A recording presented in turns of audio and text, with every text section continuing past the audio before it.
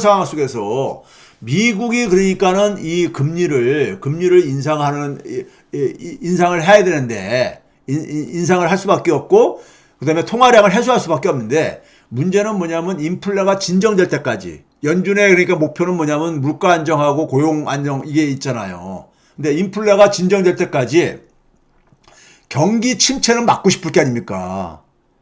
경기 침체를 그러니까 희생시키면서 공격적으로 우리가 긴축을 하지는 않고 싶을 거라고요. 그래서 제가 연준이 지금 고개를 하고 있다. 굉장히 달성하기 힘든 것을 그러니까는 추구를 하고 있다 이거예요. 그럼 경기 둔화를 막으려면 장기 금리 인상을 최소화시켜야 되는 겁니다. 10년물 특히 금리를요. 예? 그러면은 미국이 그래서 인플레도 진정시키면서 경기 침체도 그러니까 좀 이게 막으면서 이런 두 마리 토끼를 다 잡으면서요. 그러면서 동시에 뭐냐면은 부동산 시장도 연착륙시키면서, 예? 이런 것들을 그러니까는 이런 거 어느 거 하나를 포기하기 쉽지 않은 상황이잖아요. 예? 그러면 이거를 미국의 이러한 목표를 달성하기 위해서 만약에 해외의 다른 이 대상을 달성할 수 있다면은 미국 연준은 그 가능성도 배제하지 않을 게 아닙니까? 지금 무슨 얘기냐? 국제 금융시장의 불확실성이 증가하거나 인플레 압력이 증가하고 그러면 세계 경제가 둔화되게 되면 신흥국의 이익이 증가되죠. 신흥국에서 자금들이 그러니까 유출되지죠. 신흥국에서요. 그럼 신흥국에서 자금이 유출될 때 이 세계 금융시장의 불확실성이 증가하게 되면은 되게 어떻게 합니까? 안전자산으로 자금들이 쫙 몰려가잖아요. 대표적인 안전자산이 뭐예요? 미국 정부가 말하는 미국채지요. 그렇죠? 그러면은 소위 말해서 세계 금융시장이 불확실해지고 신흥국이 이익이 증가할수록 미국채에 대한 수요는 증가할 거라 이거예요. 미국채에 대한 수요. 그럼 미국채에 대한 수요가 증가한다는 얘기는 미국채에 대한 가격 하락을 막을 수가 있다는 얘기죠. 상당 부분이요. 미국채 가격 하락이 많이 안 떨어진다는 얘기는 미국채 10년물 수익률이 그러니까는 많이 상승 안 한다는 얘기죠. 그렇죠? 그러니까 미국은 그러니까는 이 장기 금리가 너무 올라가는 것을 피하고 싶은데 피할 수 있는 방법 중에 하나가 국제 금융시장이 불확실해지고 신흥국가들이 위기에 빠질수록 그 자신들의 목표 달성에는 유리하다 이거예요. 그러니까 신흥국 위기를 이용을 해가지고 자신의 목표를 달성할 가능성도 배제할 수 없다 이거예요. 예? 그러니까 미국의 장기금리 인상, 여기서 장기금리는 10년물을 얘기하는 겁니다. 10년물 금리 인상 압력을 최소화시키기 위해서 신흥국 위기를 그러니까는 활용할 가능성도 배제할 수 없다는 얘기인 겁니다. 예? 배제할 수 없다는 얘기예요.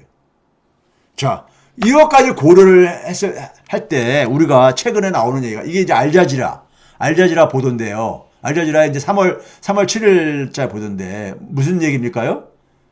이 식량 가격이 급등하면서 신흥시장의 화폐를 그러니까 위협하고 있다. 즉 뭐냐면 신흥시장 국가의 그러니까 화폐 가치가 폭락하고 있다는 얘기잖아요. 폭락하고 있다는 거예요. 위협하고 있다는 거예요. 그러니까 신흥시장 국가에 그러니까 우리가 신흥시장 국가가 굉장히 불안정해지고 있다 이거죠. 신흥시장 국가의 통화가 가치가 폭락한다는 얘기는 뭐예요? 달러 가치가 올라간다는 얘기잖아요. 네? 달러 가치가. 그 얘기는 결국 뭐예요? 자금이 그러니까는 미국으로 유입된다는 거 아닙니까요? 유입돼가지고 어디로 가겠어요, 그게요?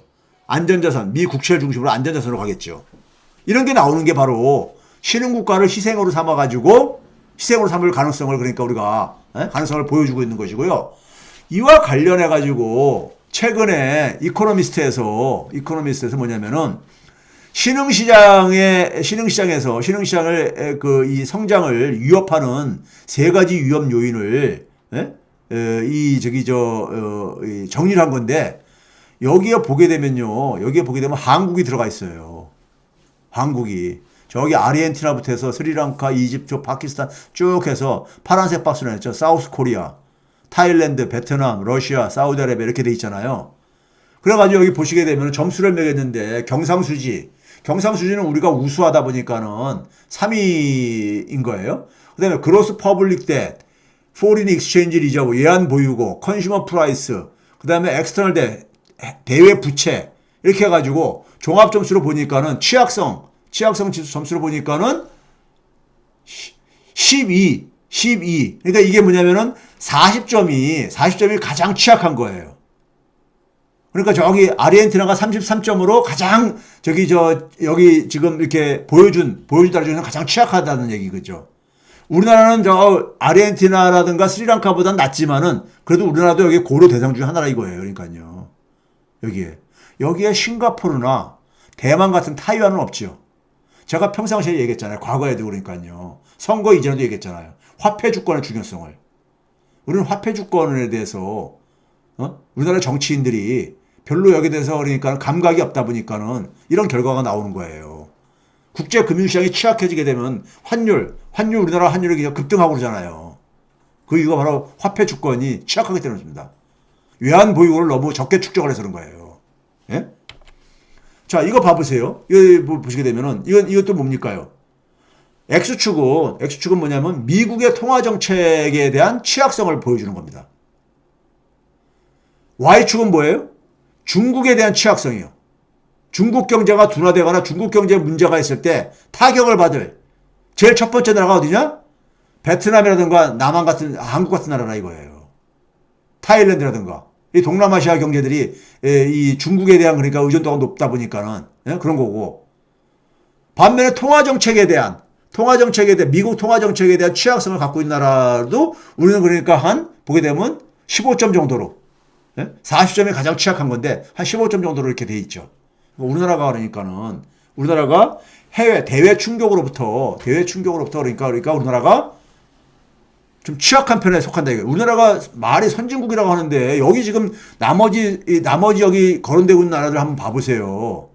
보시게 되면 다 이게 우리가 흔히 말하는 개도국들이 아닙니까요? 개도국들. 그렇죠? 근데 우리나라가 세계 경제 10위인 나라가 이런 데 같이 그러니까 포함되어 있다는 거. 예?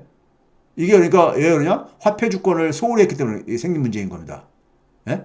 이 문제를 해결 안 하면요. 앞으로 그러니까 이제 이런 국제 금융시장이 이 변동성이 심한 건요. 앞으로 이제 자주 일어날 겁니다. 자주 일어날 거예요. 그 이유가 있어요. 언제 한번 정리하겠지만 그 이유가 있습니다. 그럼 그럴 때마다 우리 이렇게 마음 졸이면서 살아야 되냐고요. 마음 졸이면서. 예? 이거를 윤석열 정부가 어떻게 대응하는지 저는 지켜보려고 하고 있는 겁니다. 지켜보려고 하고 있는 것이고요.